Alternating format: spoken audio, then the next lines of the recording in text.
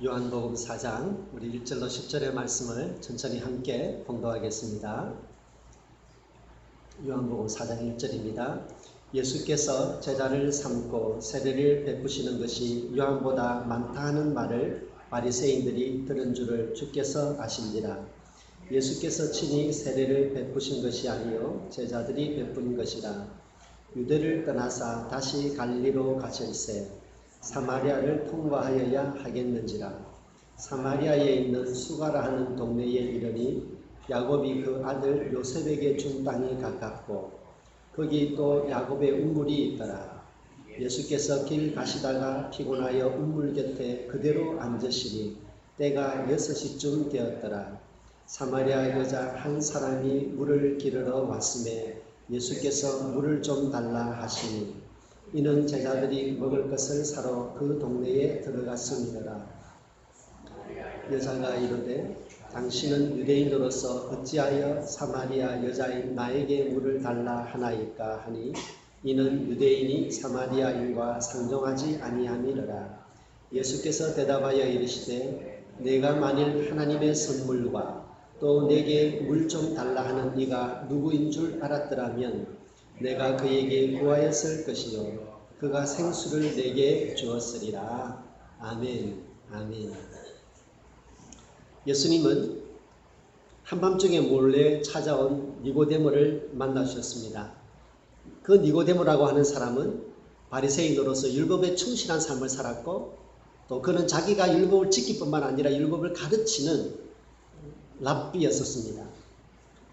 그럼에도 불구하고 그가 예수님을 만나고 난 다음에 돌아가서는 어떤 변화가 보이지 않습니다. 다만 예수님께서 돌아가셨을 때의 그 장례에 참여하는 정도로 한 번 더 나올 뿐입니다.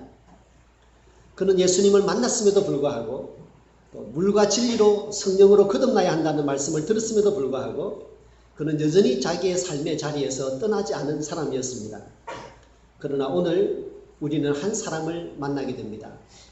그는 니고데모와 정반대의 삶을 살아가는 사람이었습니다. 그는 다른 사람에게 손가락질을 받는 부도덕한 여인이었습니다. 그럼에도 불구하고 그는 예수님을 만나고 난 다음에 그의 삶이 아름답게 바뀌어서 성경 속에서 예수님을 만나서 삶이 변화된 사람의 전형으로 우리에게 보여지고 있습니다. 우리는 흔히 그녀를 사마리아 여인이다 이렇게 얘기하고 있습니다. 똑같은 사람이 예수님을 만났습니다. 니고데모는 말기도 더 잘 알아듣고 예수님보다 더 학식이 있어서 예수님과 대화가 잘 통하기 때문에 정말 예수님을 만날 법한 사람이었습니다마는 그에게는 삶의 변화가 없었습니다. 그러나 예수님의 말기조차 알아들을 수 없을 것 같은 이 여인은 예수님을 만나고 나서 예수님을 통하여 삶이 변화되었습니다. 같이 두 사람이 함께 예수님을 만났는데 누구는 삶에 전혀 변화가 없고 다른 한 사람 삶이 아름답게 성화되었습니다. 도대체 무엇이 이렇게 변화가 일어나는 것입니까? 우선 우리가 예수님께서 이 사마리아 여인을 만난 배경을 잠시 한번 생각해 보고자 합니다. 지금은 예수님께서 사역 초기, 즉 1년 정도가 되기 전이었습니다. 예수님의 사역 첫 해에 예루살렘에서 사역을 마치시고 북쪽 갈릴리로 가시는데 보통의 유대 사람들은 혈통적으로 섞여져 있는 이 사마리아 사람들을 무시했기 때문에 광야를 거쳐서 북쪽 갈릴리나 남쪽 유대로 내려왔습니다. 사실은 하루를 더 걸어야 되는 것이지요. 그런데 예수님께서는 그렇게 하루를 더 돌지 아니하고 직선으로 북쪽으로 올라가시는 사마리아를 통하는 숏끝을 지나가셨습니다. 아침에 일찍 걸어서 정오쯤 되었습니다. 이미 아침부터 걸어온 터라 예수님은 몹시 지치셔서 그 피곤한 몸을 이끌고 드디어 수가성이라고 하는 성에 도착했는데 그곳에 우물이 있었습니다. 예수님은 지친 몸과 목마름 때문에 그 우물가에 앉아서 누군가가 오면 그곳에서 물을 좀 얻어먹으리라고 우물가에 덜썩 주저앉아 있게 되었습니다. 한낮에 중동의 그 뜨거운 여름 중에 누구도 물을 기르러 오지 않는 그 시간에 투벅투벅 한 여자가 오고 있었습니다. 이 여인은 아무도 여기에 없을 것이라고 생각하고 얼른 와서 물을 길러서 가려고 왔습니다. 그런데 뜻하지 않게 그곳에서 유대인 남자를 만난 것입니다. 유대인 남자가 얘기합니다. 나에게 물을 좀 주세요. 여자가 얘기합니다. 당신은 유대인 남자고 나는 이방인인데 어떻게 해서 나에게 이렇게 말을 걸면서 물을 달라고 합니까? 그렇게 얘기합니다. 그때 예수님께서 그 대화를 시작하시면서 사실은 새로운 주제의 말씀을 하고 계십니다. 오늘 우리가 읽었던 마지막 본문 10절에 보면 이렇게 말씀하시죠. 네가 만일 하나님의 선물과 또 너에게 물을 좀 달라고 하는 내가 누군지를 알았더라면 네가 나에게 물을 달라고 했을 것이다 라고 하셨습니다. 현실적으로는 예수님께서 여자에게 물을 좀 달라고 하셨지만 예수님은 말씀을 바꾸어 가지고 네가 내가 누군지 안다면, 네가 내가 하나님의 아들인 것을 안다면, 하나님의 선물인 것을 안다면 오히려 네가 나에게 물을 달라고 했을 것이다 라고 말씀하신 것입니다. 그러면 이 말씀을 자세히 들여다보면 이것은 사실은 대화라기보다는 예수님의 자기 선언이라고 할 수 있습니다. 요한복음의 특징이죠. 요한복음은 예수님께서 스스로 자기 자신을 나는 누구다 라고 말씀하십니다. 오늘 본문에는 그러한 형식은 따르고 있지 않지만 그 내용에 있어서 예수님은 자기 자신을 사마리아 여자에게 자기 자신을 계시하고 있습니다. 나는 하나님의 선물이다. 나는 너에게 생수를 줄 수 있는 사람이라고 말씀하고 있습니다. 그러한 대화를 통해서 이 여인은 예수님을 마음으로 믿음으로 만나게 되고 그의 삶이 변화되게 되었습니다.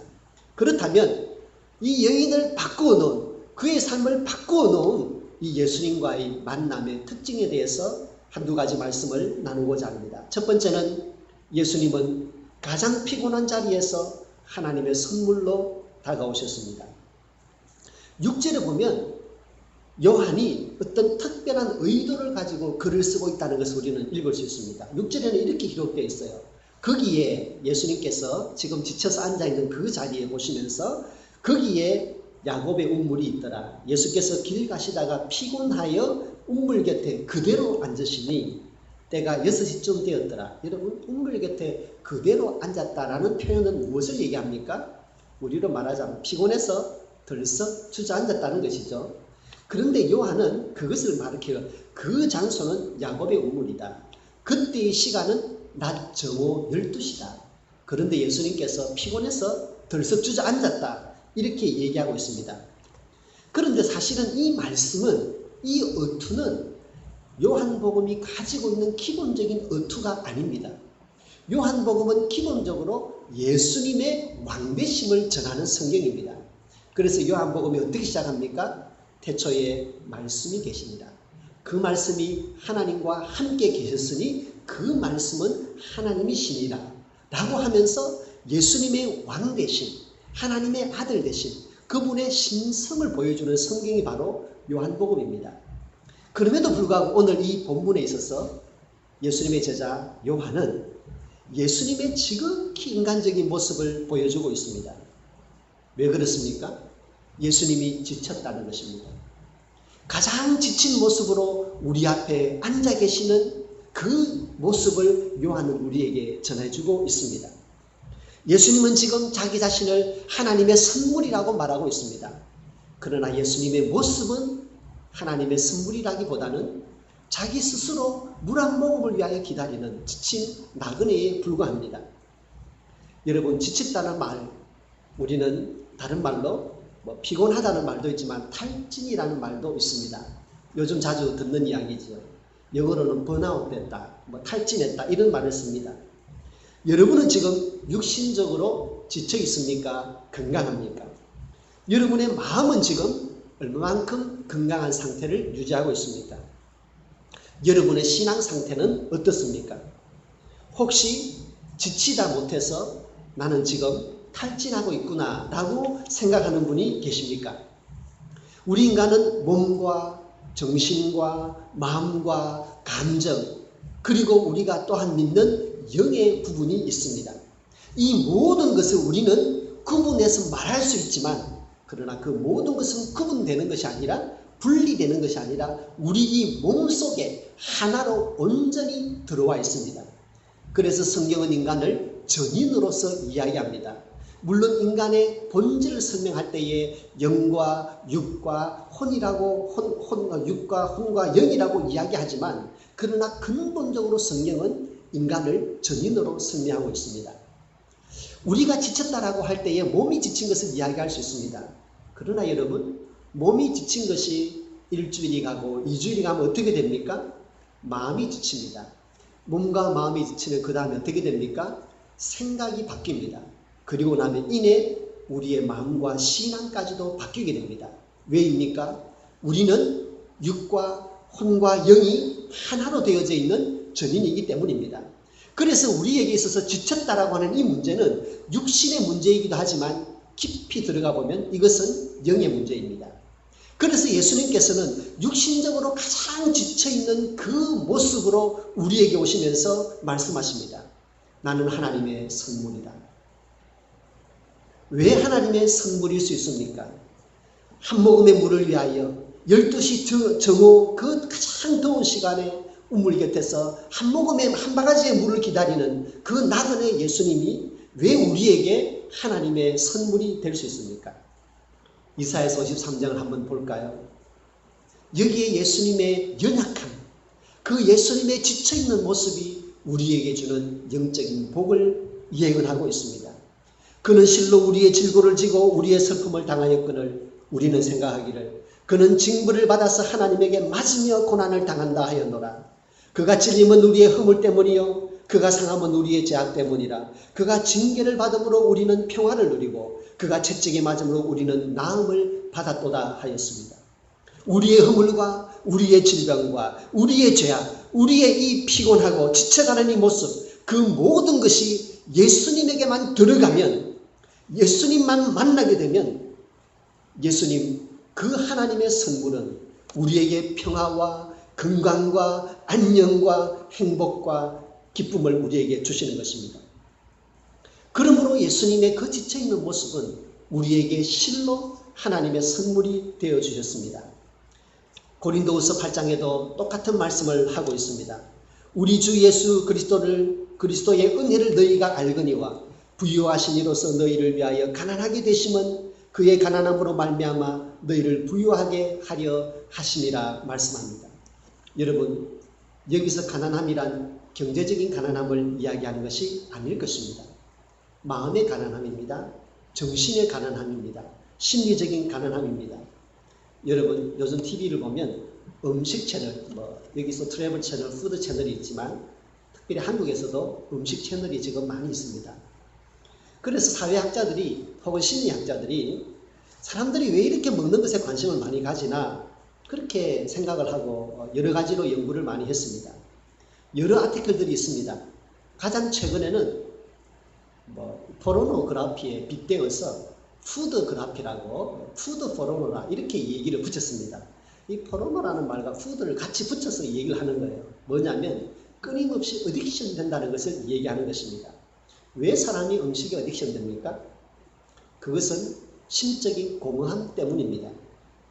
그리고 자신을 드러내고 내가 이 정도로는 잘 살 수 있다 라고 하는 것을 자랑하고 싶어서, 다른 말로 하면 사실은 자기 자신을 확인하는 것입니다. 비싼 레스토랑에서 고급스러운 음식을 먹으면서 자기 자신을 확인하는 거예요. 그것으로 끝납니까? 사진을 찍어서 같이 서로 나누어 보기도 합니다. 그러면서 우리는 그것이 이미 우리의 삶의 한 부분이 되었습니다. 어떻게 보면 이 시대에 우리 자신의 만족감을 음식에서 찾는, 참 어떻게 보면 참 심리적으로 매우 가난한 시대에 살고 있다는 것을 볼 수 있습니다. 그런데 예수님께서는 가난하심으로 우리에게 부요를 주신다 하였습니다. 우리가 예수님을 마음속에 모실 때에 우리가 느끼는 그 모든 가난함, 그 모든 허전함, 그 모든 인정받고 싶어하는 마음들을 예수님께서 다 채워주신다는 말씀입니다.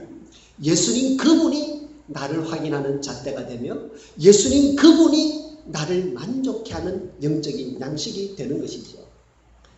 예수님이 우리에게 복음인 것입니다. 그래서 성경은 말씀하십니다. 믿음의 주인이요 또 그것을 온전하게 하시는 예수님을 바라보라고 하십니다. 성도 여러분, 여러분은 삶에 있어서 무엇이 부족합니까? 여러분은 삶에 있어서 무엇이 불편하고 연약합니까? 그 자리에서 예수님이 이미 와 계시다는 것을 믿음으로 받아들이기를 바랍니다. 우리의 삶에 있어서 그 부족을 뛰어넘고 우리의 연약함을 뛰어넘기 위해서 세상적으로 많은 것을 가진다 할지라도 결코 우리의 영의 부족을 채울 수는 없습니다. 그러므로 우리가 우리의 가장 부족한 그 자리에 예수님께서 와 계심을 바라보면서 그분을 믿음으로 다시 한번 바라보고 예수님, 나의 가장 연약한 그 자리에 계신 주님을 고백합니다. 라고 우리가 예수님을 믿을 때에 그 예수님을 바라볼 때에 우리는 우리의 삶 속에서 세상이 줄 수 없는 삶의 에너지를 회복하게 될 줄로 믿습니다. 이사야서 40장에 보면 하나님을 바라보는 믿음의 사람들에게 이런 귀한 약속의 말씀이 있습니다. 같이 읽겠습니다. 너는 알지 못하였느냐? 듣지 못하였느냐? 영원하신 하나님 여호와 땅끝까지 창조하신 이는 피곤하지 아니하시며 곤비하지 않으시며 명철이 한이 없으시며 피곤한 자에게는 능력을 주시며 무능한 자에게는 힘을 더하시나니 오직 여호와를 앙망하는 자는 새 힘을 얻으리니 독수리가 날개치며 올라감 같을 것이요 다른 박질하여도 곤비하지 아니하겠고 걸어가도 피곤하지 아니하리로다. 아멘. 아멘. 두 번째로 예수님과 이 여인의 만남을 생각할 때에 예수님은 부족한 자리에서 하나님의 선물로 다가오셨습니다. 긴 여행과 더위에 지친 예수님은 동네에서 부도덕하다고 손가락질 받는 한 여인을 만나셨습니다. 그리고 그 여인에게 꺼내는 첫 마디가 나는 목마릅니다. 나에게 물을 주세요. 예수님은 지쳐서 우물가에 앉아 있습니다. 그리고 한 여인은 동네에서 손가락질 받는 부끄러운 걸음을 하고 예수님 물을 들러 왔습니다.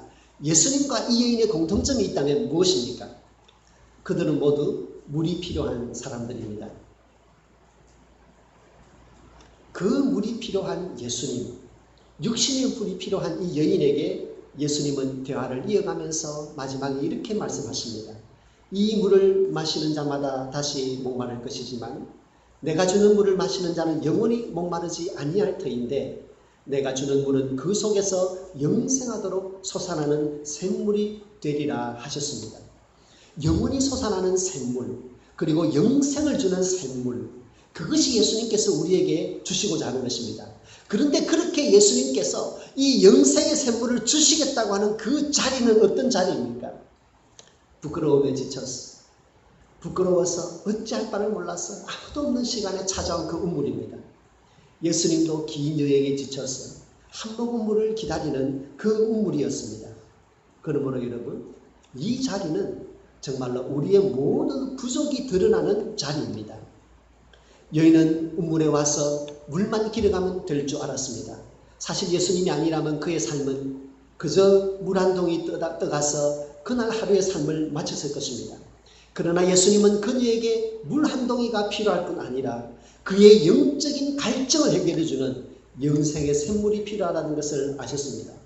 동네 사람들은 이 여인이 부도덕한 여인이라고 욕을 했을 것입니다. 손가락질 했을 것입니다. 그러나 예수님은 그 여인이 그렇게 살 수밖에 없었던 그의 내면의 영적인 갈증을 보셨습니다. 그리고 그 영적인 피로를 채워주시기 위해서 말씀하십니다. 내가 주는 물은 그 속에서 영생하도록 솟아나는 샘물이 되리라 하셨습니다. 성도 여러분, 우리는 우리 자신의 성격과 마음과 생활을 다 잘 안다고 생각합니다. 그리고 우리는 그것을 충분히 컨트롤할 수 있다고 생각합니다.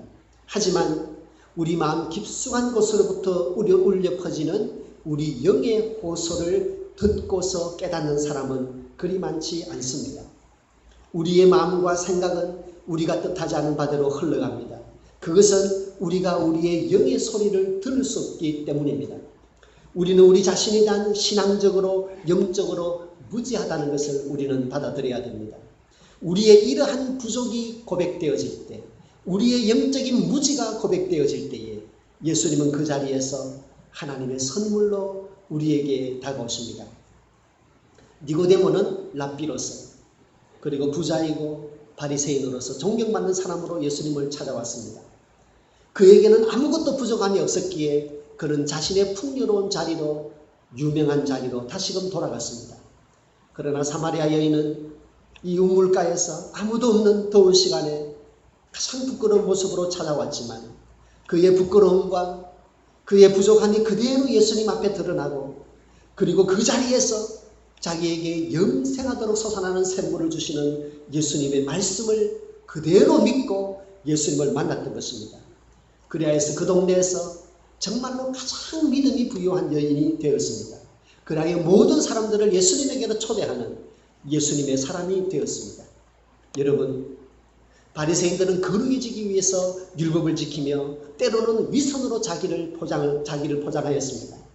그러나 우리들이 거룩해지는 방법은 다른 것이 아닙니다. 우리의 부족함을 고백하는 것입니다. 우리가 부족한 그 자리에 이미 와 계셔서 우리에게 거룩의 선물로서 다가오시는 예수님을 만나는 것입니다. 여러분, 한번 생각해 보십시오. 아무도 오지 않는 가장 더운 시간에 사마리아 여인이 물을 길러 예수가 선 우물가에 왔습니다. 이 여인의 영적인 상태를 가장 잘 보여주는 것이 정오에 아무도 오지 않는 우물가일 것입니다.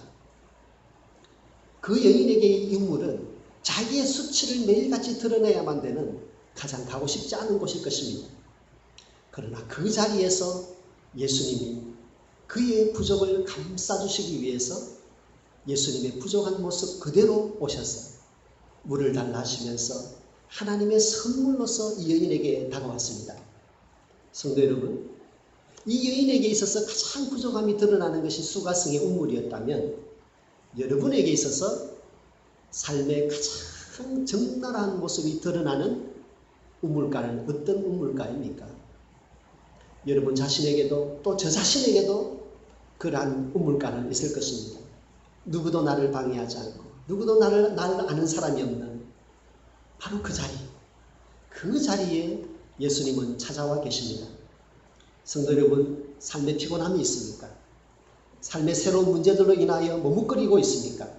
삶에 어떤 문제가 있든지 간에 예수님은 이미 그 자리에 와 계십니다. 그리고 우리보다 더 어려움과 더 부족함을 보이시면서 나는 너에게 대한 하나님의 선물이라 말씀하십니다. 성도 여러분, 여러분의 삶에 와 계신 예수님을 하나님의 선물로 바라보시고 믿을 수 있기를 부탁드립니다. 가난함, 영적인 가난함, 그것은 예수님에게 다가가는 지름길입니다. 마태복음 5장 3절의 말씀을 함께 읽으면서 오늘 말씀을 마치겠습니다. 같이 읽습니다. 심령이 가난한 자는 복이 있나니 천국이 그들의 것이며. 아멘. 기도드립니다. 하나님 아버지 감사합니다. 우리가 모든 것을 가지고 모든 것을 누리는 것 같지만 그러나 우리의 내면의 깊은 곳은 하나님 아버지가 아니면 채울 수 없는 우리의 죄됨과 허물과 부족한 투성이입니다. 그럼에도 불구하고 그 자리에 예수님께서 찾아와 계시며 하나님의 선물로 우리에게 다가오고 계신 주님을 만나게 하심을 감사합니다. 어려울 때마다 그 자리에서 하나님의 선물로 우리 앞에 계신 주님을 바라보게 하여 주옵소서. 마음속에 이 믿음 하나 가지고 돌아가기 원합니다. 우리의 삶에 어려움이 있을 때마다 하나님의 선물로 영생하도록 솟아나는 샘물로 우리에게 계신 주 예수님을 바라보며 주님과 함께 주 예수님께서 주시는 그 풍요로운 영적인 은혜 가운데 살아가는 주의 백성되게 인도하여 주시옵소서.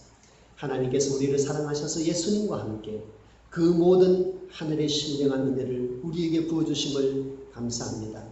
주 예수님을 나의 구원자로 믿으며 고백하며 살아가게 하심을 감사합니다. 하나님 아버지, 주 예수님을 나의 하나님의 선물로 다시 한번 고백하오니 우리의 삶 가운데 하나님의 풍요로운 은혜를 허락하여 주옵소서. 예수님의 이름으로 기도드립니다. 아멘.